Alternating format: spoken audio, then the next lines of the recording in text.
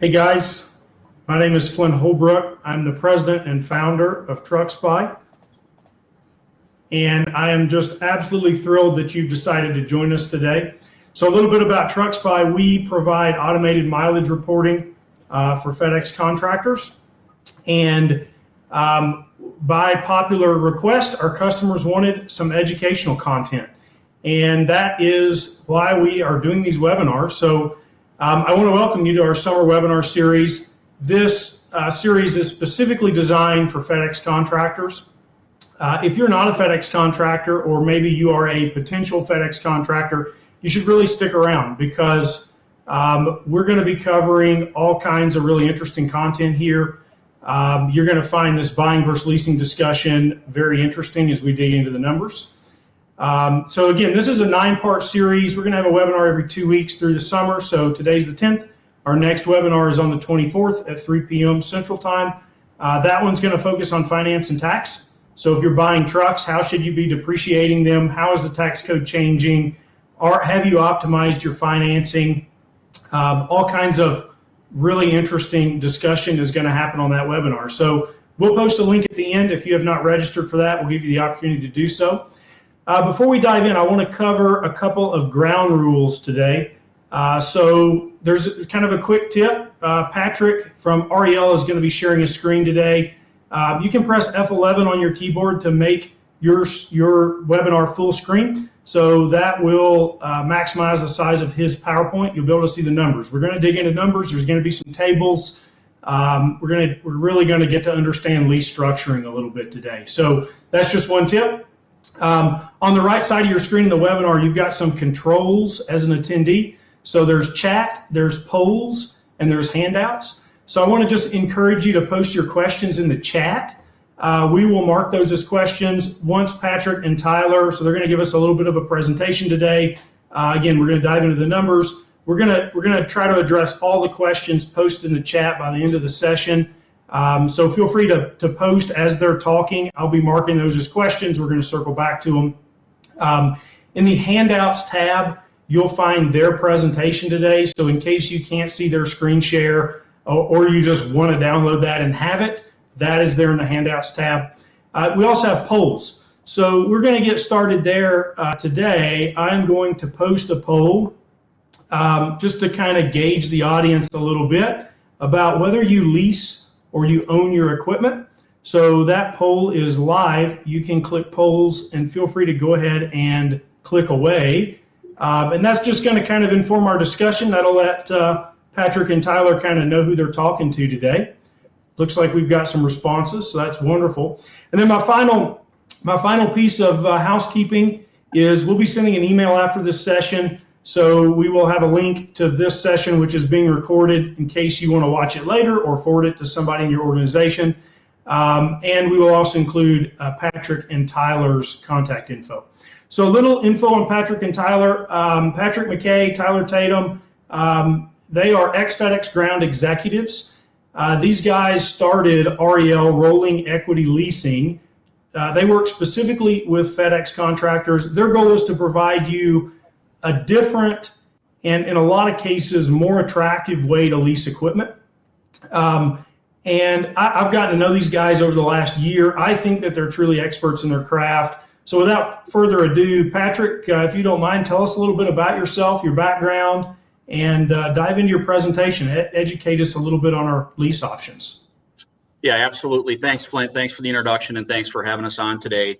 Good afternoon, everybody. I'm with Tyler Tatum in our office here in Waukesha, Wisconsin. And as Flint indicated, Tyler and I started Rolling Equity Leasing really as a concept about 2.5 years ago, and got it up off the ground a little over a year ago. Both Tyler and I spent around 18 years with FedEx Ground back in the early 90s through about 2008.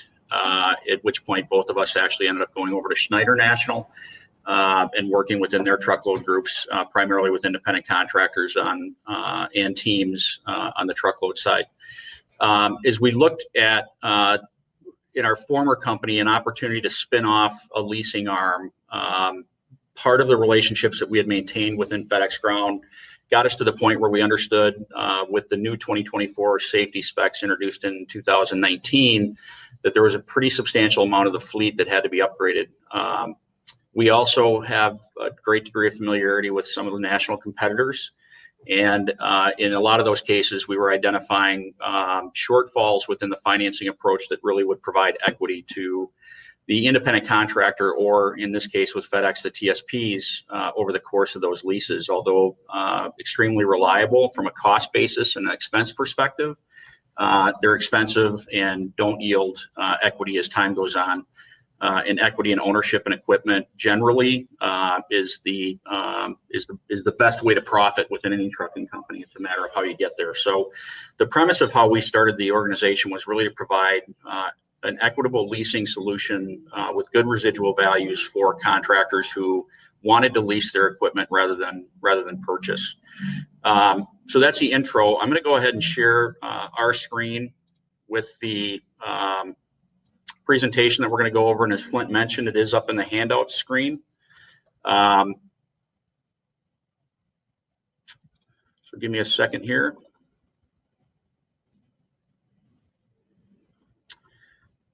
And I hope you guys can all see that. Flint, can you confirm that we're up on screen?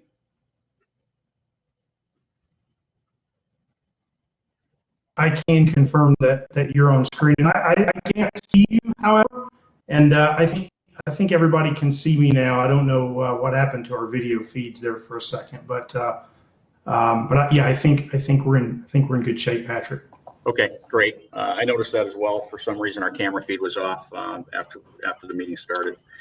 So just to reiterate, we began rolling equity leasing in kind of a unique partnership. We decided to partner in our LLC with two different OEM dealer groups. A major Freightliner dealership located out of the Southwest and a Volvo dealership located in the Midwest. And we approached those folks rather than equity investors primarily for the benefit of getting deeper into concession pricing and access into the manufacturer's captives. So we approached it a little bit differently than most. We're not funded by an equity firm. We're funded by two dealership partners who represent about 75% of the FedEx Ground fleet. Freightliner represents about 50% of the fleet, and Volvo represents about 25% of the fleet. And so because we had worked with those dealer groups for the prior 7 or 8 years in our acquisitions and procurement, we selected them to be our partners as we went forward within this endeavor. We provide each lease with 24/7 nationwide maintenance that includes breakdown. Our breakdown, it's called the REL Solution Center, is actually an authorized provider of FedEx tractor breakdown. So in any cases in which tractors call FleetNet to advise FedEx that their tractors or units are down and manage the breakdown event, we've replaced that, and that's included in our lease products. We have nationwide pricing and fuel. We partnered with TA and Petro, provides in general about a 40 cent a gallon discount at TA Petros nationwide. That fuel discount is variable based on different geographies, but we believe that is a critical component of the overall lease support. We also have parts and product pricing support. So Goodyear tires, we have a national account with, as well as some other service support from providers. Our entire team has dealt and worked with independent contractors and smaller fleets for most of their careers. And as I said, our direct partnership is really our dealership group with Freightliner and Volvo. So benefits of leasing, and I think we might be all over the board in terms of how people look at their acquisition of equipment. But primarily benefits in leasing are potentially lower monthly payments and lower cash flow outflows. So in general, leasing companies have the ability to extend leases longer than pure finance options. If you're buying your truck outright and paying cash for it, you're going to have a cost of that cash to net present value at whatever it might be worth over the 5 or 6 years that you own the truck for. As it relates to cash flow on your payment, generally leasing payments can be structured slightly lower than a financing payment, and it's because the terms can extend longer than a finance. Generally, leasing has shorter terms of ownership, so you can keep up with technology requirements. As I indicated, One of our leading drivers to get into this was the fact that FedEx was putting in 2024 specs that a large number of the fleet didn't have and needed to get in place to hit certain parameters over the next couple of years. So those of you guys who are FedEx TSPs have a 50% of your fleet requirement by September 1st of this year or August 31st. I think that goes to 70 or 75% by August 31st of next year, 90% year after, then 100% for your fiscal year 2024. Of the 12 or 13,000 trucks within the FedEx line haul fleet, about 8,000 of those are left to be upgraded. So there's a pretty significant amount of trucks that need to make the change. Trucks always have warranty. So in our leases and in most leases, full service in particular, walkaway leases, you might hear them referred to, and those are the large national competitors. Those trucks are always covered. There's no real surprises within large costs. Your down payment could be lower in leasing if you're going to finance your truck and buy it outright. In general, depending on the size of your fleet and your buying power, you may have to put 10% or 20% of the truck value down, which is 25 or 1,000 or higher as it relates to the down payment.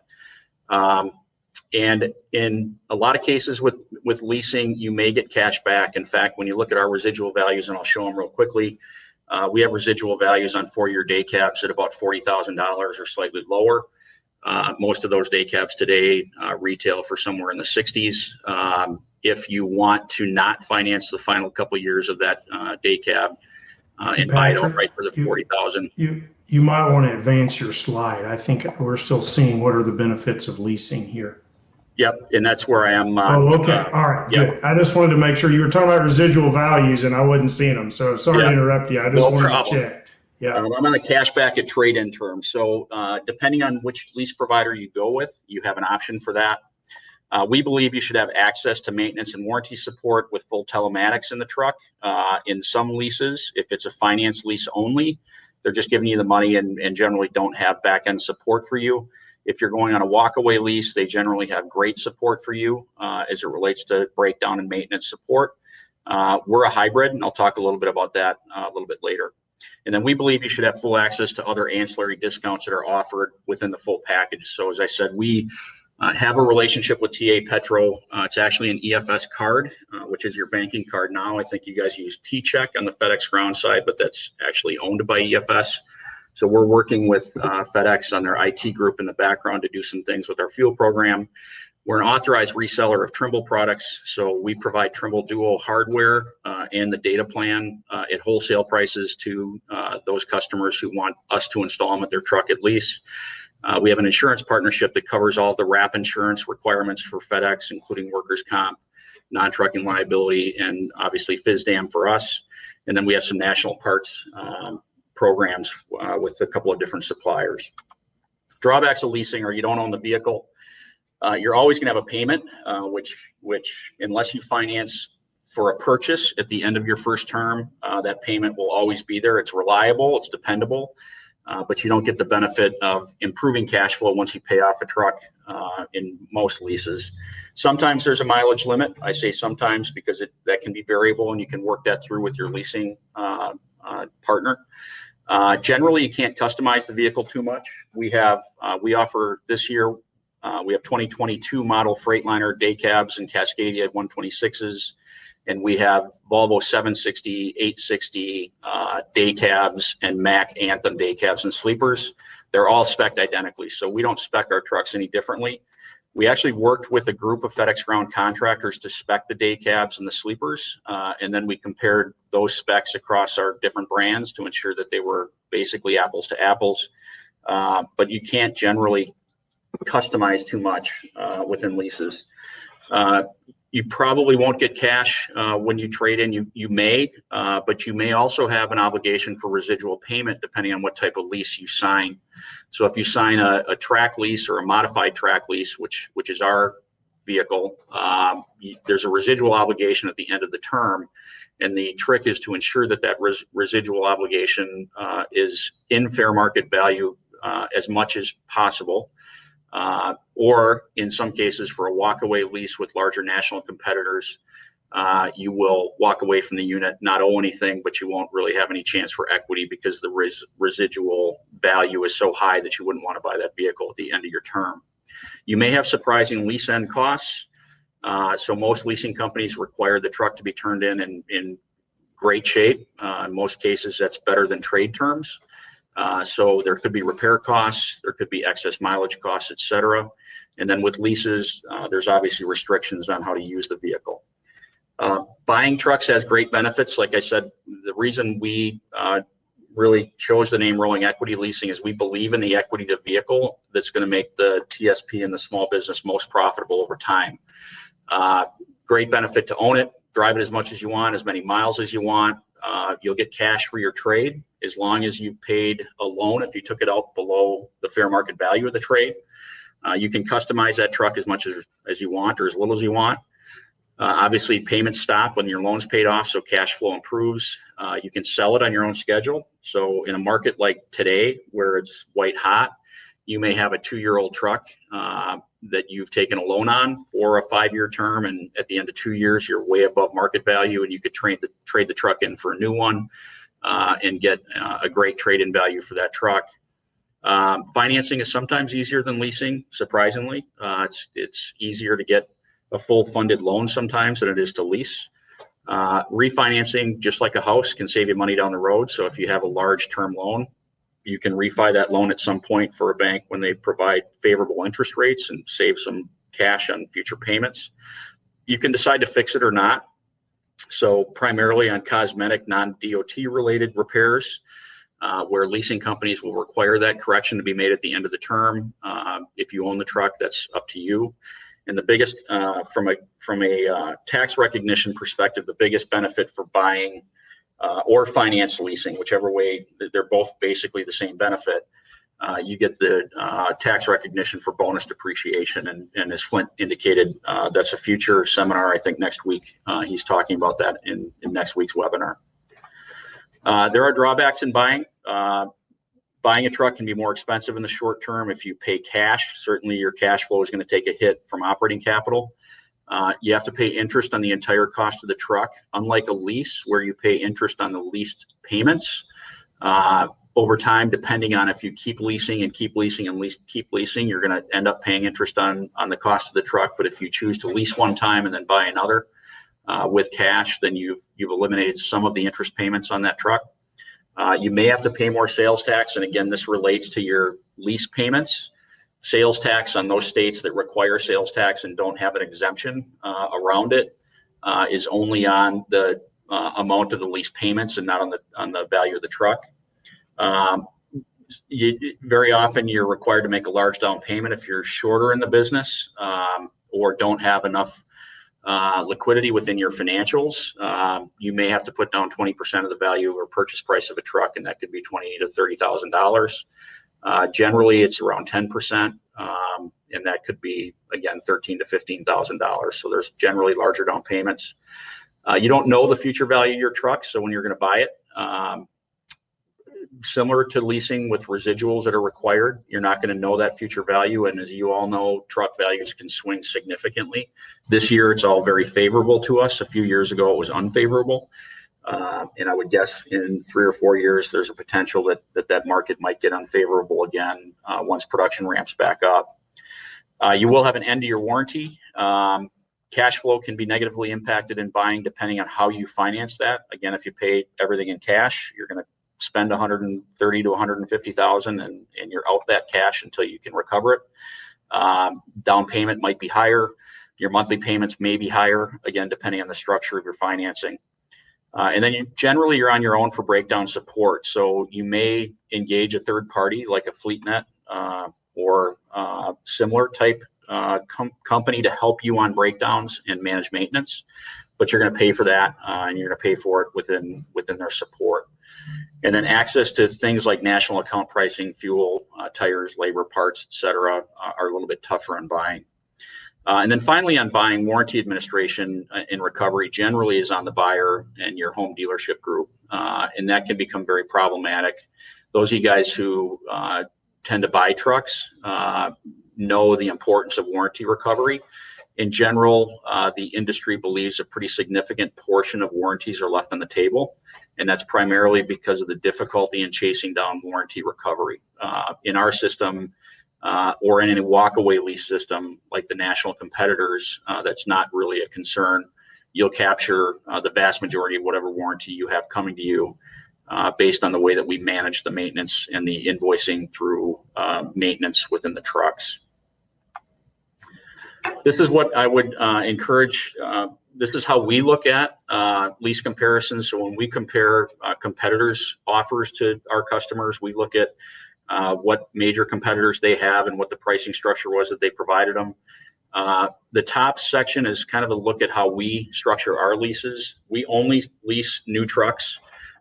We will sell our trucks at the end of their first term of a lease for a financing agreement, basically a 2-year loan to ownership, but we won't lease a secondary lease. So everything we lease is new. If you look, this is really on the top grid. I've only compared the Freightliners because that's what the customer had brought in for a competitive view. We run our day cabs for 48 months on its first lease. We run our sleepers that we have configured under a solo configuration for 3 years. And we run our sleepers that are configured for teams to a 2-year lease. And you can see the mileage. All of us really compare miles in terms of the cost. We run a maintenance escrow, so we do not charge a monthly or a mileage maintenance rate on our trucks. We recommend an escrow amount that you put aside. We hold on your behalf, distribute it when you ask for it. And that escrow is really designed to offset the true cost of what your maintenance should be over the course of the term of your lease. So, for example, a day cab, we recommend $100 a week escrow. Over the course of 4 years, that's going to be about $20,000 worth of maintenance costs that are put into that escrow, again, to be used by you when you want it. But the key on escrow on that day cab, costs will be substantially less than the $20,000 over the 4 years generally, particularly because they're warranted through its full cycle for engine, after treatment, chassis, drivetrain, and towing. So at the end of a 4-year term, our day cabs will generally have a pretty substantial amount left in escrow. That money can be used for whatever you want, whatever the customer wants.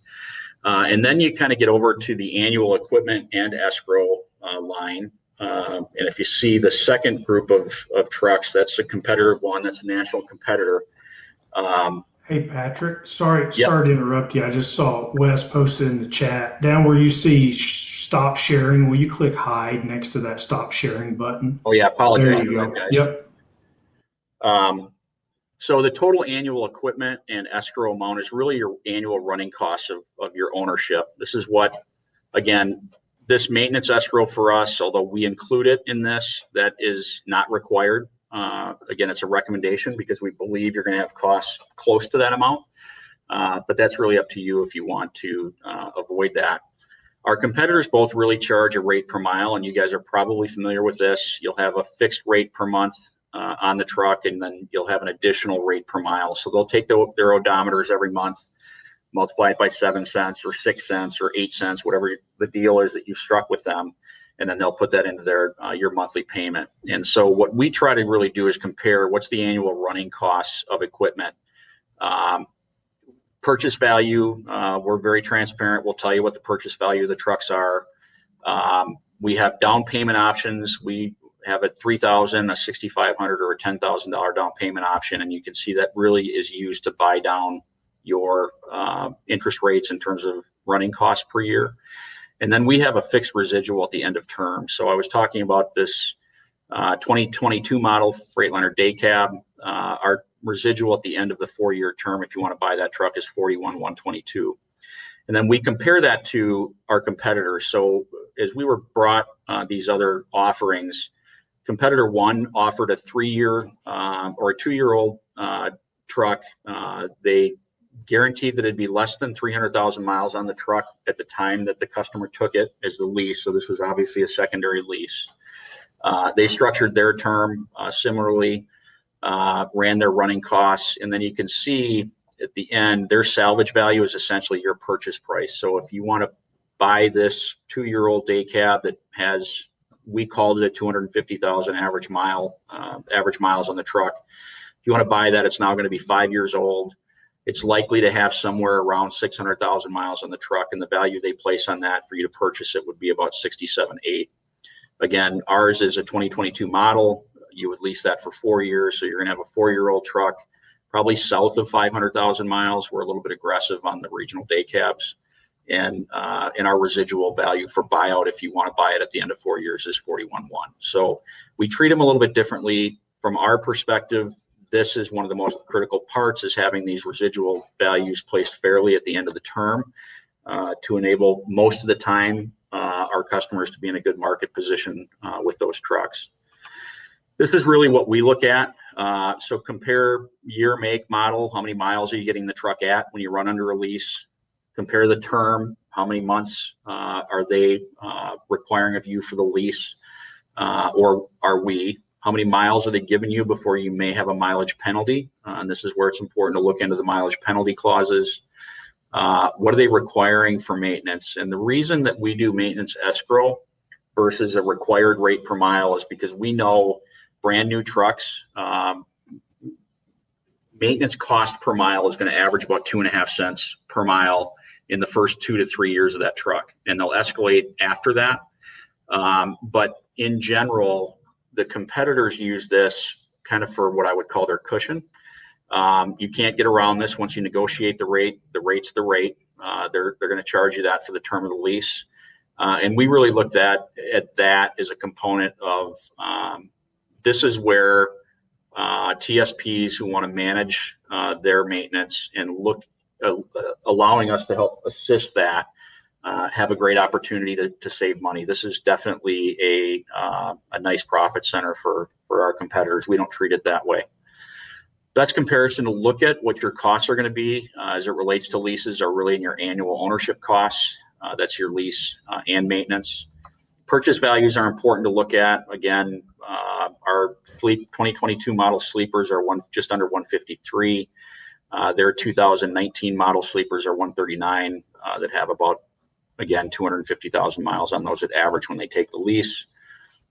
Down payments, sometimes your leasing arm, we again offer a down payment that will essentially buy down interest costs over the term of the lease. Some require a security deposit. Some require first month's lease for a security deposit. So this can kind of be all over the board. And then finally, track residual. So from our perspective, the equity position is really what we're looking to offer. Again, our only customer base is FedEx Ground. We don't go to any other carriers. One, because we know their system. Secondly, we are obviously very confident within the FedEx Ground fleet in terms of what it does. But we're specialists. We don't go after anybody else. So our number one primary concern is ensuring that we are driving equity to the TSPs over the course of time when they lease trucks with REL. So to wrap it up, some of the key questions that we really talk to our customers about are how much cash are you comfortable with up front? Generally, the more the better for financing costs, and this doesn't matter if you're purchasing the truck and you're going to take a loan, or you're going to purchase the truck outright, pay all cash. Sometimes you can get much better pricing if you're going after all cash offer. Sometimes you can't, but generally the more you can put down, the better. FedEx is offering their $10,000 safety incentive for upgrades into new trucks, and we don't know how long that'll last. That's something that, for those of you who are FedEx TSPs, you probably are having discussions with your business development specialists about that. We think it goes at least through the end of May, which is the end of this fiscal year for FedEx. But we're not sure how much longer that might extend beyond that. So that can be used, obviously, to help improve the down payment options. Do you want a path to equity? Track leases with understandable purchase options that's our model. We go again under modified track leases, which limits your exposure on the residual. Doesn't eliminate it, but limits it quite a bit. You can go on outright purchase, and you've got the equity. You've traded your cash for your truck.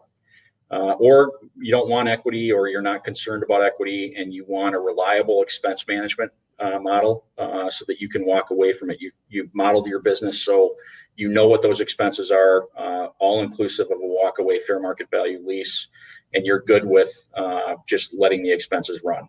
So that's, I think, a key question for your business model and how you want to consider it. Do you have nationwide support for breakdown and maintenance? If you're financing it through a bank, if you're financing it through a general leasing company that doesn't have ancillary support services, are you getting support that you're looking for, and is that included in your pricing?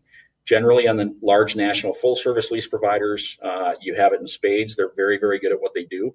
But again, it's generally a harder path to get equity on those walkaway leases, and that's on purpose. I would call us a hybrid lease provider. We provide the support of full nationwide 24/7 breakdown and scheduled maintenance support.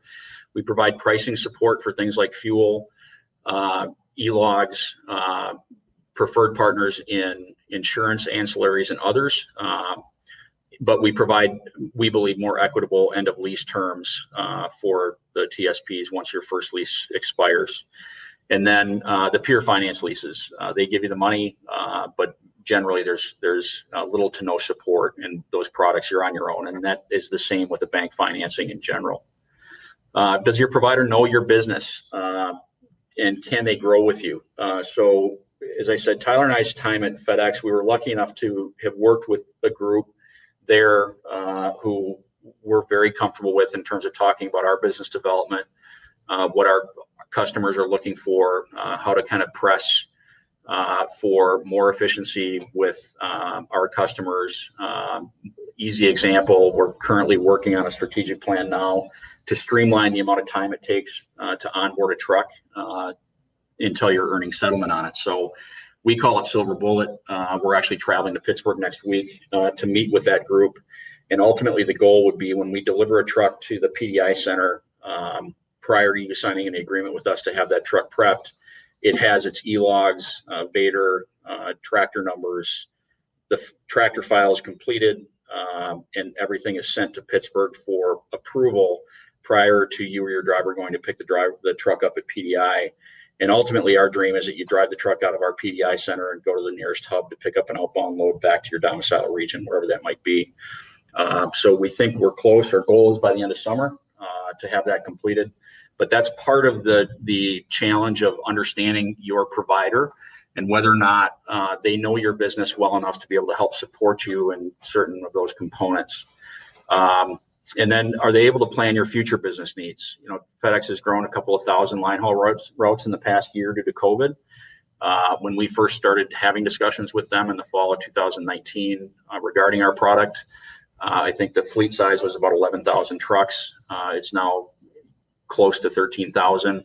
All of that's been purchased transportation. I'm sure you guys have seen it with third-party carriers in the last year in particular.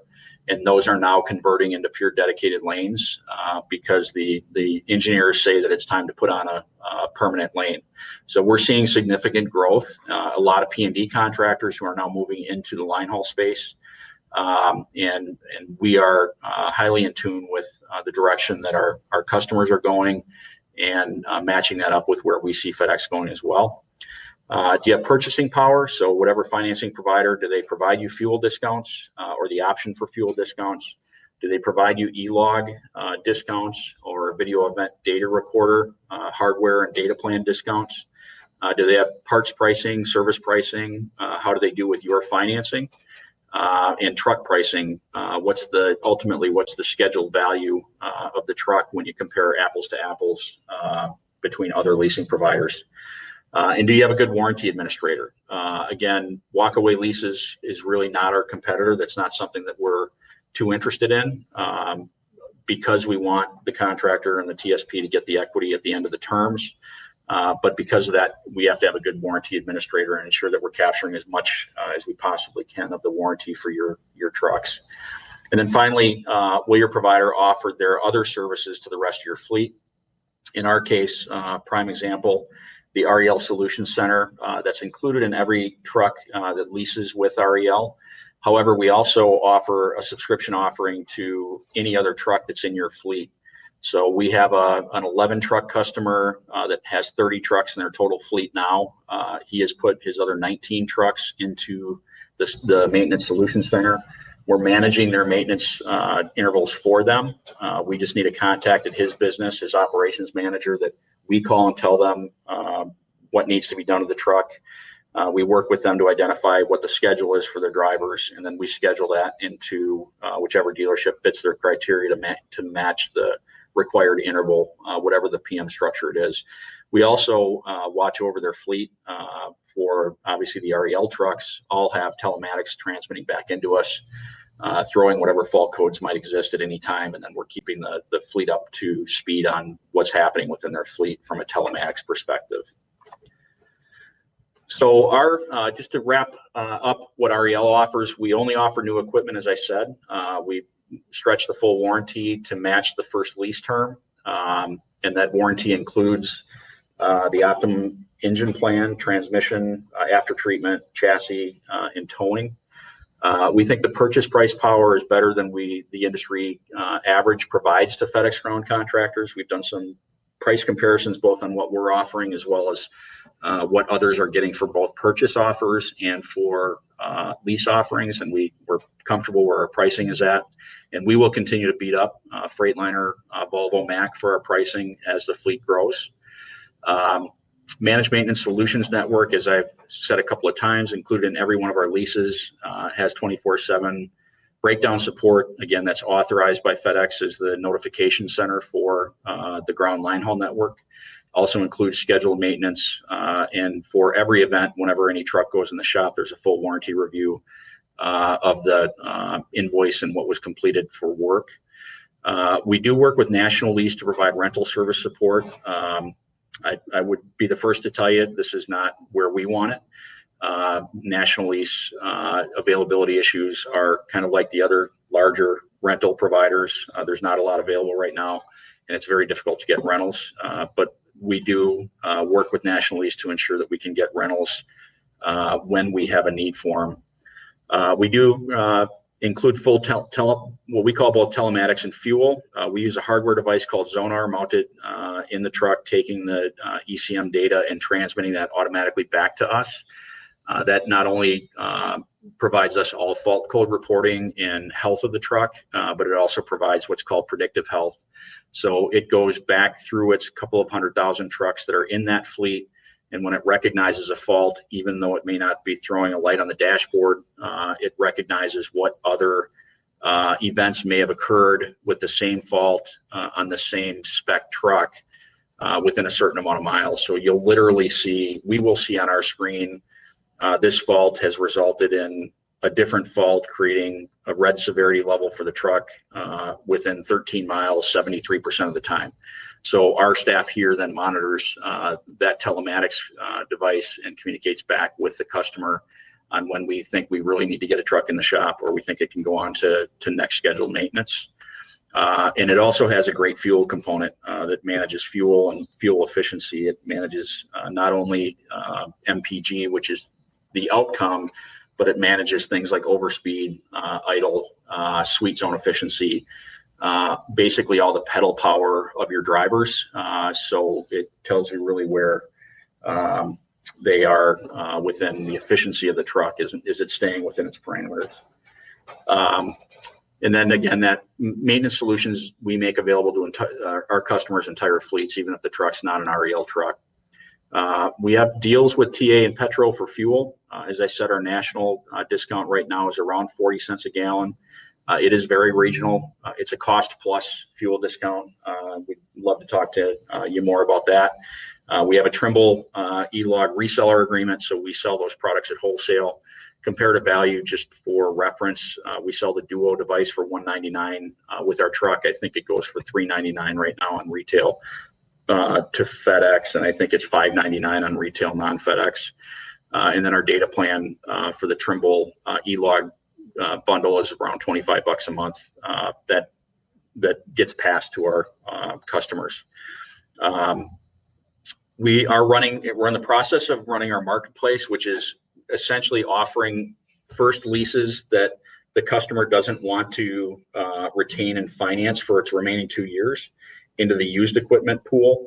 Again, 100% of these trucks are FedEx 2024 safety spec, and that's the spec we're keeping up with any future procurement. So we have a number of team leases that'll be expiring in July, August, September of 2022, and we'll offer those as probably regional solo trucks when they expire on their first leases, if those TSPs don't want to retain the secondary financing. Again, the escrow pool is a recommended pool that we build up based on what we believe your maintenance running costs will be, based on the manufacturer's recommended interval for every PM and interval for all events. Also includes unexpected expenses. We have about 25% of that escrow that we put in for unexpected expenses, like you bump a pole with your step, and there's a $1,000 repair that has to be done on your steps. We've included about 25% of our estimate for those types of events. And then our financing is all modified track lease. And if you're not familiar with modified track, we would be more than happy to talk with you more about what that looks like in its financing. And with that, hopefully, I was able to give you something that you may not have learned about before or know about before, and appreciate all of you guys being on for today. And we will open it up for questions, Flint. Yeah, absolutely. So Patrick, I mean, before, and I've got one question in the chat from Jeff, but before I go there, well, I think you need to click yes, enable camera there. Now we can see you, Pat, I think. Perfect. Look, I thought that this was really interesting. I mean, I was an ex-contractor, and I mean, just to zoom out, I guess, a little bit, it sounds like really the value of this track leasing is in the residual, right? I mean, you guys have a lot of nice ancillary, I guess accessorial services, if you will, that you provide somebody leasing from you. But I mean, do you have a sense of like, what is the overall lifetime purchase, right? Like if I lease from you, or I lease from, I don't know, pick Ryder, for example, or I buy, like, what is that 4-year horizon? Did I save $2,000 by going to you, or would I have saved $2,000 by going to Ryder in a pure dollars? I mean, services and ease of operation aside. Yeah, it's a great question, Flint, and that's where it really gets down to each individual deal. So one of the reasons that Tyler and I chose to go into this was, and we know the reasons why, but FedEx does not negotiate on behalf of its contractors for pricing. It can't. It's a component of their defense of initially the independent contractor model, now the TSP model. So even though the FedEx ground fleet from line haul buys 3,000 to 4,000 tractors a year, which would be a monstrous concession under any company driver fleet, if you will. Think about Schneider. I think Schneider's fleet's probably 17,000 trucks. So the line haul fleet within FedEx ground isn't far behind. They get monstrous concessions. And one of the things that we went into was, this is the FedEx fleet, and they deserve the same concessions as if it were FedEx Freight or FedEx Express, and the trucks were being bought on the company's behalf. And Freightliner and Bubble were both very open to that. Now, they were only open to that to the tune of about 300 trucks a year, because that's what we really started with.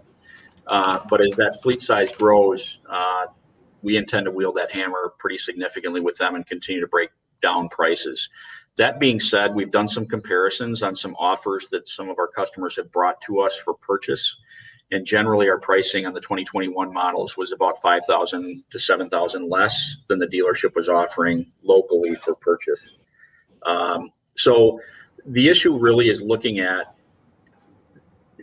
and every customer is going to be different. If you have the cash and you're comfortable with your operating capital, that you can go ahead and pay cash for your truck, and you believe that's going to yield you a better interest rate than the 6% or 7% you might earn on the market by saving the cash, then it makes sense for you to pay cash for your unit. You're gonna have a better tax break. You're gonna have a better operating structure in terms of your costs. But if you And generally, interest rates are going to be somewhere between 7 and 12%, and that's just the financing structure. It depends on, again, who you're with. Banks and DFS or Daimler Financial may charge 6.99. You may get a great offering from a bank if you've had a local bank for a long time, and you get 3% or 4%. Then by all means, that is going to be your best option. But everything's different. So when you compare interest rates to net purchasing price to the residual value of the term, all of that kind of has to be considered. And that's why for us, we really look at that annual operating costs, the ownership costs, which include principal and interest of the lease, and an expected maintenance amount of that truck as we do comparisons. And then you just have to multiply it by the number of years that you're in a lease for and your residual value and come up with the answer. We'll certainly help with that. If anybody wants us to take a look at it and see what we can do, we'd be more than happy to do that. Got it. Okay. All right. Very good. So we've got a question from Jeff. Is there a rental replacement when lease truck is down that has safety equipment, including FCAM? Great question. The answer is really ambiguous. Right now, it's almost impossible to get a rental truck to replace fleet. We don't automatically offer fleet replacements. Our relationship with National Lease is that we will pick your driver. We will get a lease tractor, a rental tractor through our National Lease agreement and transport that to your driver for the replacement. And then we will help you get that truck back to National Lease and replace your driver at your truck once it's repaired. The difficulty is in finding any availability with rental trucks anywhere. And we've been asked by a couple of our customers that also have leases with some of the national two of the national chains that you guys would know that they can't get rentals right now for down trucks that they have to replace their fleets. And the ones that they do have are older that are not FCAM compliant. So that may end up being a problem with the way that FedEx is looking at the fleet because I don't know that the rentals, when you go down, I don't know that there's ever going to be rentals that will that'll all include the 2024 requirements. That was a pretty big package. It's probably a $10,000 upgrade with FCAM and lane departure, and the big national providers don't put that on every truck. Right, and probably a lot of the trucks in the rental fleet are older off-lease trucks, has been my experience with the national providers. Right. They'll give you one that has 750,000 miles on it, or something to that tune. So, but Flint, that's a really good question. So we're still in some of the early stages of our strategy, and one of those is this rental replacement, because we, in normal times, we know that's one of the things that it's an ease of mind. And Tyler and I have been talking. We probably will acquire the first number of our trucks that come off of lease from our customers. If they don't want to buy them and finance them for the final 2 years, we'll probably buy them and put them into our rental fleet and put them in our locations throughout the country. Those would only be usable by our REL customers. So as the fleet grows, it's pretty simple math. Look at the amount of downtime that you have on essentially an average age of our trucks will be about 1.5 years. Look at the average amount of downtime and multiply it by the number of trucks you have, and it's relatively small. So we don't need a big fleet of rentals to secure our own customers. A couple of thousand trucks would probably require 100 rentals that we would have available. And again, that's important because all of ours would be 2024 compliant, but we can't start buying them until best case next July, about a year from now, when our first trucks start coming off of that lease. Right, got it. Okay, all right, very good. So we've got another question. What is the typical turnaround time, start to finish, of the leasing process? And I would add to that, Patrick, I mean, I guess break down your process versus these national competitors that we're all familiar with. Well, I don't have good information on the national competitors. I know that they can be a little bit lengthy as it relates to business investigation. And in some cases, if you're brand new, they may be hesitant to lease with you if you don't have a long enough record in business, because all of the TSPs now operate under partnerships or LLCs. If you don't have 2 years or 3 years worth of tax records on them, they may be hesitant. It may take you a longer time to get through credit with them. It's relatively simple for us. When we have trucks in stock, let me preface it by, we are currently sold out. We have about 100 trucks delivering at the end of June, June 20, about 2 more weeks. And then it'll take us about a week or two to prep those trucks. And then we have trucks delivering from July through November. In total, we have about another 200 trucks delivering this year. If you call, and obviously within the handouts, in the teamrel.com website, there's about 50 different places to click contact us. We ask for a little bit of information like who are you? We do go through a pretty quick process. Our sales reps, we have a sales rep working on our behalf for Freightliner and for Volvo. Our sales, whichever one you choose, or if you choose, I don't care, I'm good with either of those fleets.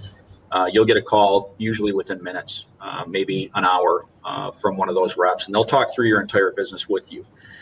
If you're an active TSP, you have a current TSP number with FedEx, you have an approved lane, you're replacing a truck, for example, we could have that truck leased to you within a matter of days, as long as they're available and in stock.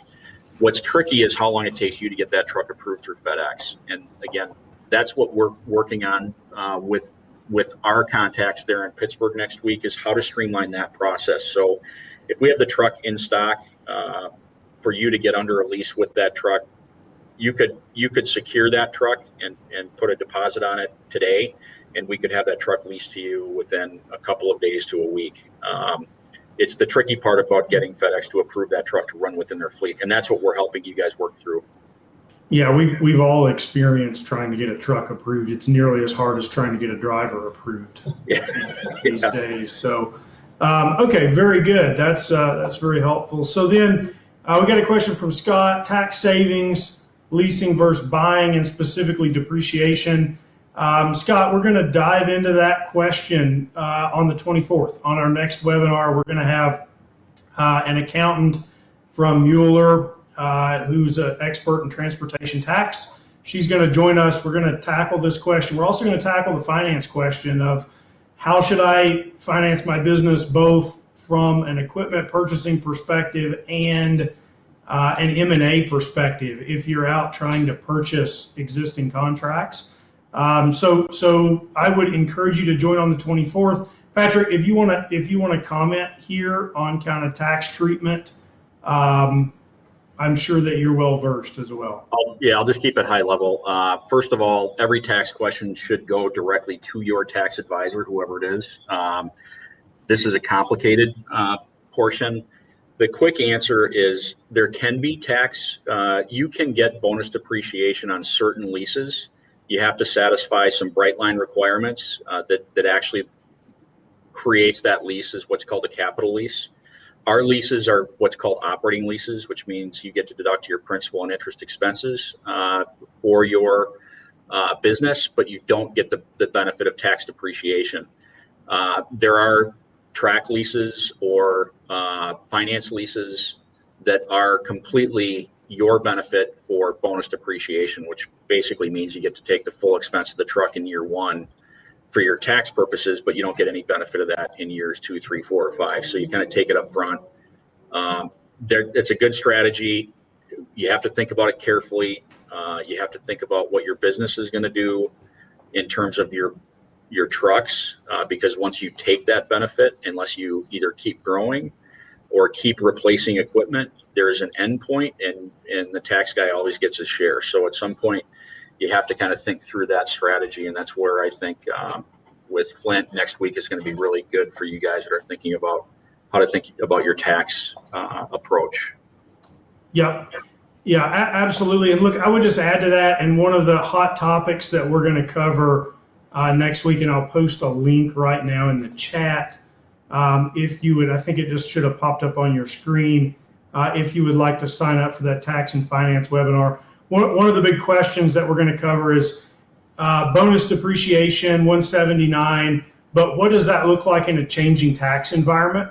Bonus is kind of one of these things that gets renewed every few years by Congress. We recently got a regime change in Washington, in case you are not aware yet, if you haven't turned on the news lately. And there's a possibility that overall tax treatment rates could change. So should you take bonus now, or should you do straight line depreciation and try to take less depreciation now to reduce your taxable income if tax rates increase? we're going to dive into some of that forward-looking stuff on the 24th. So I would really love for everybody to join us. It's going to be a really interesting session, a little bit different structure. It's going to be more of a panel instead of going through and diving into numbers and talking in detail. So I don't think we have any more questions. So look, Patrick, I want to thank you for taking the time today to go through this with us. I certainly learned a lot more about REL. And I don't know if anybody is interested. I'm going to throw a poll in right now. If you're interested in diving in more in depth into REL, if you're interested in maybe pursuing a lease with them, we can talk about those accessorial service. It's nothing for us to host a webinar. So if this is something you're interested in, click yes. If we get enough interest, we'll schedule a second webinar. Patrick, that you can lead, we'll dive into a lot more detail. So with that, I really appreciate your time. We're going to look at this REL deep dive. Our next webinar is on the 24th. Please sign up if you haven't already. You'll get some more emails. If you got our emails about this one, you'll get our emails about that one. We have, again, really exciting series this summer. We're going to cover driver recruiting. We're going to cover maintenance. We're going to cover automating with technology. We've got I don't want to say a long summer, an exciting summer of webinars planned. Hopefully you'll get a lot of value out of these sessions. So thank you very much for joining. We're going to end 2 minutes early, and we will be emailing this recording along with Patrick and Tyler's contact info to everybody within 24 hours after this session. So thank you very much, and we hope that you have a wonderful day. Thanks a lot. Great to join you guys.